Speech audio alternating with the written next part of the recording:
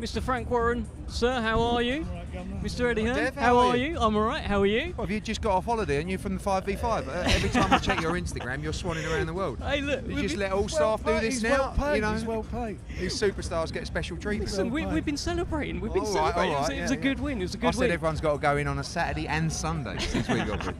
Eddie, tell me this. You touched upon the 5v5 element there. This is another Queensberry versus Matchroom. This one feels a little bit different. Anthony Joshua is your friend. If this was a chessboard, it feels like he would be your king. Correct. This is an attack on your king. Yeah, no, I said this one should be worth 20 points at least, so it would be 20-10. Got to find a way to bring it back, or you know? at least 10. You know what I mean? But no, you're right. I mean, this is, you know, that the 5v5 was about matching really competitive fights with some of our best fighters. This is our #1 fighter, you know, and this is one of Frank's. Obviously, you got Tyson Fury, but he has the world heavyweight champion at the moment. I mean, he lost one, and now he's gained one.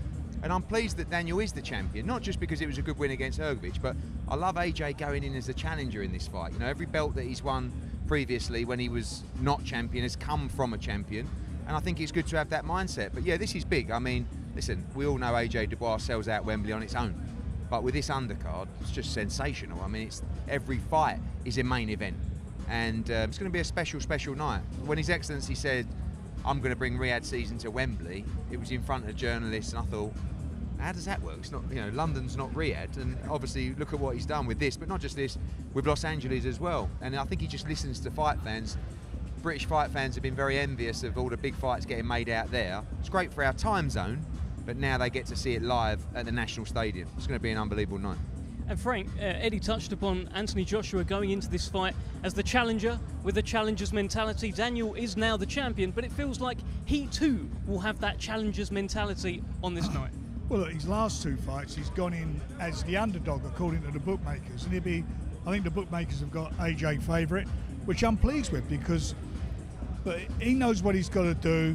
He's had a lot of things said about him unfairly, and he certainly in his last couple of fights showed what he's all about as far as desire and the will to win, and also the ability to win. Showing, you know, his physical attributes, his great jab, his punch power, and took some good shots, certainly in that early rounds of that fight against Hrgovic.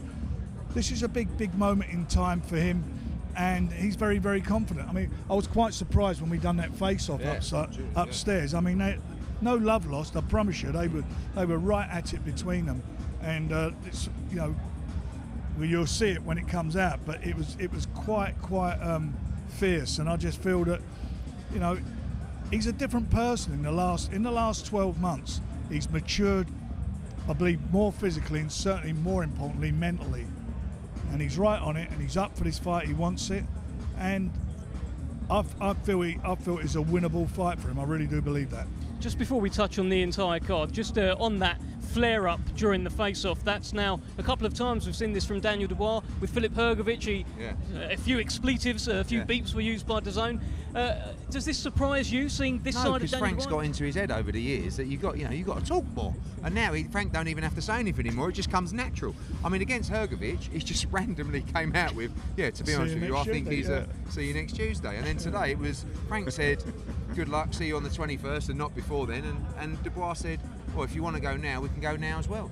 And Joshua said he's going to smash him over the face with a chair. I think the Hrgovic performance is very important going into this fight for Dubois. For him to get to that stage of a fight and to dig deeper and to come through it and then to go on and win, I think that'll give him a massive belief that he needs going into this fight. Whether or not he can get the win against AJ, I think if he hadn't had that fight before this, I would have made AJ a much bigger favourite than. I still think he's favourite, but I think he'll be more of a one. Number one, he took a lot of hammer off Hrgovic, which is impressive in a way. Showed good chin. Yeah, I mean, again, whenever you win, everyone starts questioning the opponent, don't they? Before that, Hrgovic was elite. All of a sudden, he's overrated, he wasn't in shape. You've got to give Daniel the credit for that win, but he did take a lot. I don't think he can take that against AJ, but he's fighting very actively now. If you watch him, he's got a few new people in the camp. He's coming out all action. I mean, that fight, he came out, boom, from the first round. He was on him, throwing punches. The negative is he probably took too many, but the positive is he took them. Yeah, sure. Well, that's one thing. But the other side of it is his power. Oh, yeah, of course. He's probably one. I think that's undisputed. But the point I'm making, if he clips which I think he's capable of doing. He's got a good jab. If he clips AJ, how's he going to respond? Yeah. Oh no, this fight isn't going 12 rounds. No, it's not. Because AJ, I've seen him go on the back foot, in fights. So this, and I'm a bit of an old cliche, I keep banging on about it. It's about heart and mind, the mindset and the heart to win this. That's what's going to be the key to this, and it's all going to come off the jab. They both got superb jabs. We know they can punch. This fight is about who is going to have to maintain the discipline and work that jab, and the one who does that will win the fight.